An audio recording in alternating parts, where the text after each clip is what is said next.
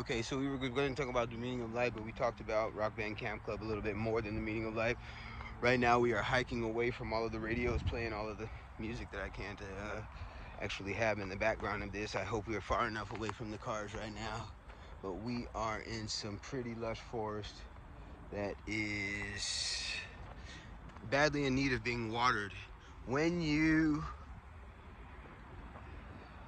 purchase any programs from Rock Band Camp Club, like the Rockstar program, or you come to shows at Rock Band Camp Club, at the 27 Club, and all of that kind of good stuff, then I want you to make sure that you know that you are supporting um, watering the trees of Elysian. Have I have in my mind this vision of being able to water more than the like 10 or 15 trees I sometimes occasionally get to water. I don't get to water them every day, which is what I would like, and that could be achieved by having um, our beer garden here at Rock Band Camp Club, which you'll see the site for, and hopefully I can get you to come in person here in LA, if not virtually, um, when you see what we do with our virtually. But in any case, the meaning of life. Well, I think it's pretty simple, really. It may be too simple for people to like. Consciousness may or may not be putting itself through. I'm looking at this side, but the camera's over there. May or may not be putting itself through the material experience. So it's like consciousness plus matter. Whoa. And a big boom, big bang.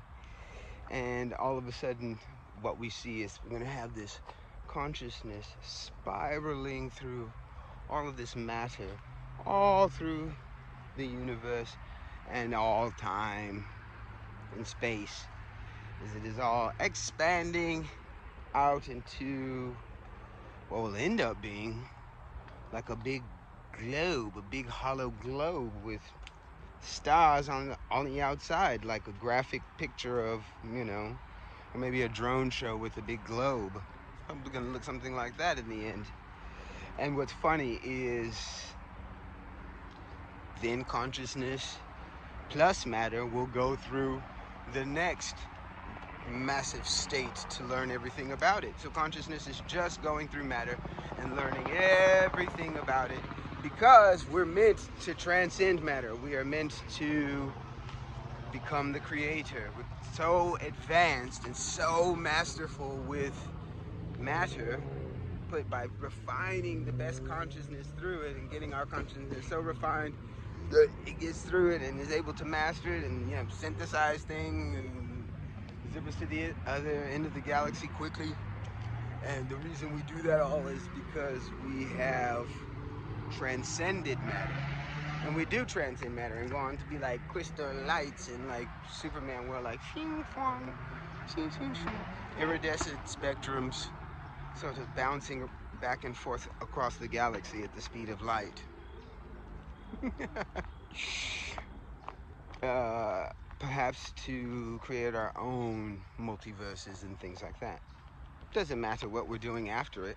What we're doing is what I just mentioned.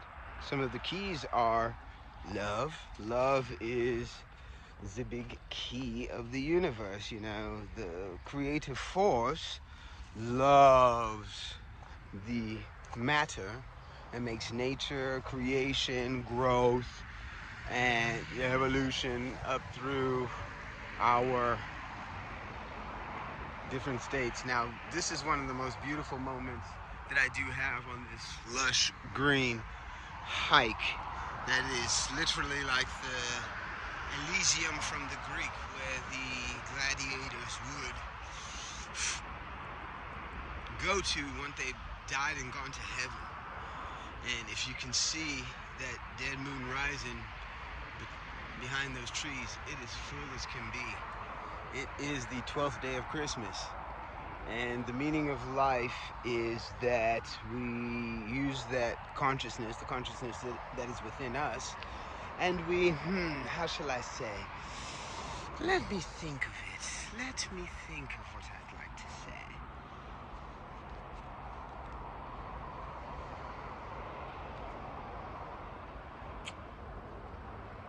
Well, you know,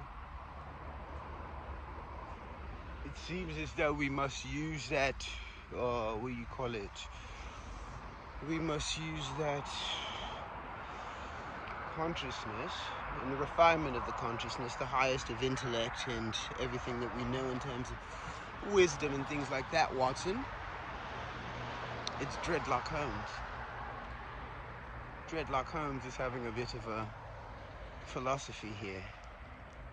Because Dreadlock Holmes did actually attend the School of Economic Science in London, funnily enough. And the camera's on that side, just so you know. You guys want to come on the hike with me? I want to know if like anybody at all is seeing this. Is it better? Would it be more fun if like I literally like hike like this instead and like talk to you like, what's up? So that you could take the hike, you know what I mean, like on your own. And I'm just like your buddy who's walking backwards with you. You feel me?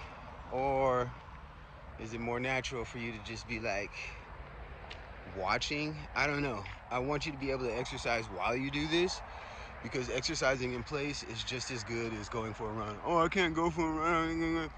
Dude, you can grandpa jog in place. As long as you squeeze your muscles, like flex every once in a while you're doing it. And you do a couple other really cool things that are gonna protect you, like think belly button to the spine and pound that. Also, like really eject your skull off of your body, long neck. And also, you know, if you prime before with the Rockbandcampclub way, it'll be dope. I'm thinking of doing like well, I don't know, some kind of a like, you know, oh, you get it free for like a couple weeks or something like that. I don't know. But in any case, I'm also really just thinking of ways to share my daily regime. I usually do a show, play music, and do the songs for about 2 hours every day. I will share some screenshots of my health stuff, but I hike like I think it's an average of 50 floors per day for the last 2 years. And also for this last year, it's really like only 8.5 miles a day that I am hiking. And but the year before, it was like 10.5 miles that I was hiking every day. So I kind of,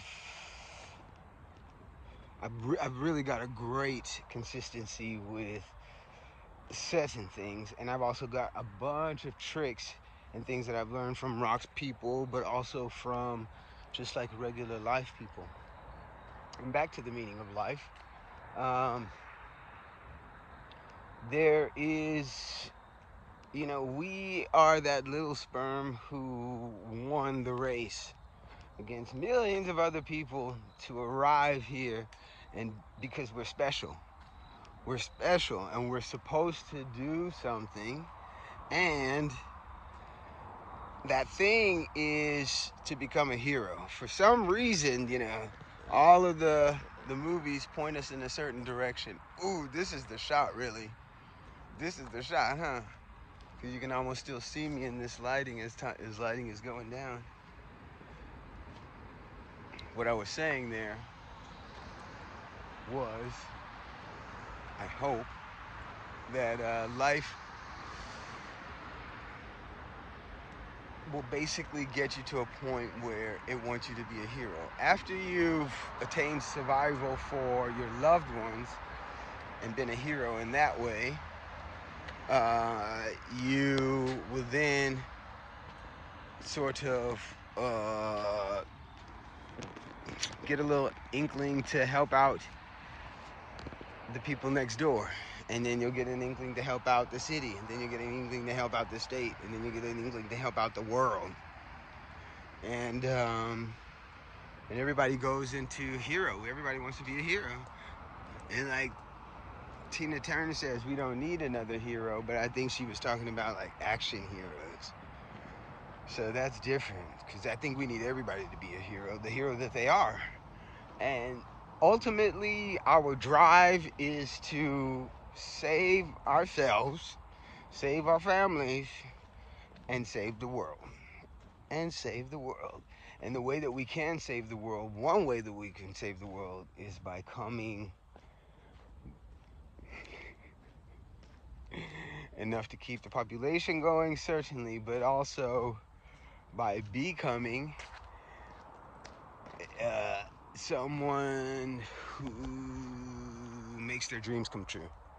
And Sigmund Freud, Herr Freud, was the one who said true happiness only comes from the fulfillment of a childhood dream. And so if your childhood dream is to make a bunch of computers for everybody, then you're gonna make a bunch of computers.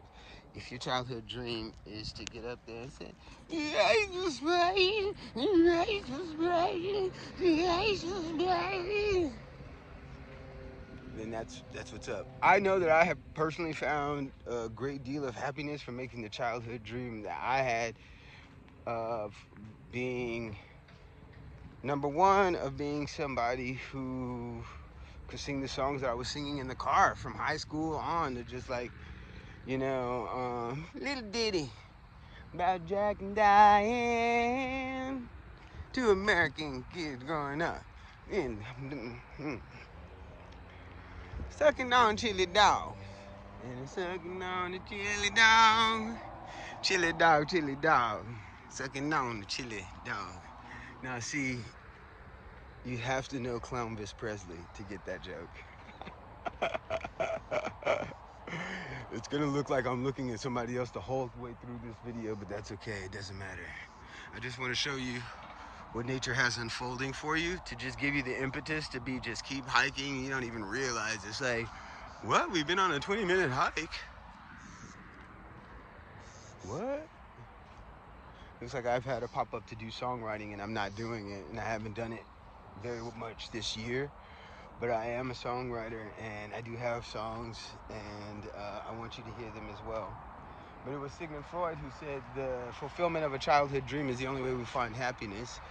So I definitely found happiness in a couple of bands that I've had here in Hollywood. Is where we mostly played. Was the first band we mostly played in Hollywood.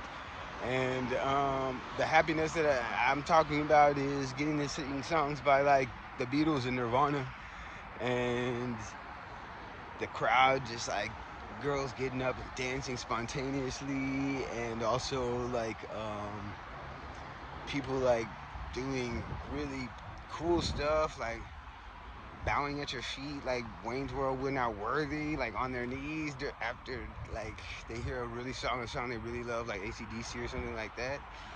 And I'm gonna teach you how to do all the little things that it takes to get people to react to you not like everybody else. So let's get to the dark side of this, if you will pardon the expression, as it's getting too dark to see me as well, I think. But in any case, there's a part of you that sees people go up at karaoke or the talent contest or the like company party or something like that, and they're not really bringing it. But guess what? They get the applause. Why? Because they got up there and they did it. But you're not going to get up there and do it and be half-assed. You're not going to be like one of those people. You're not going to come across as one of those people. You're going to come across like people going like, oh, whoa, we didn't know that. You're a rock star. Like that. Because let me tell you, it's not you're born with it and this, that, and the other. Before, you're not that good. And then if you do a list of things, then you are good. It doesn't matter who you are. If you do these things over and over until you've got them right, it takes about a year. Within the space of a year, I can have you, if you're someone who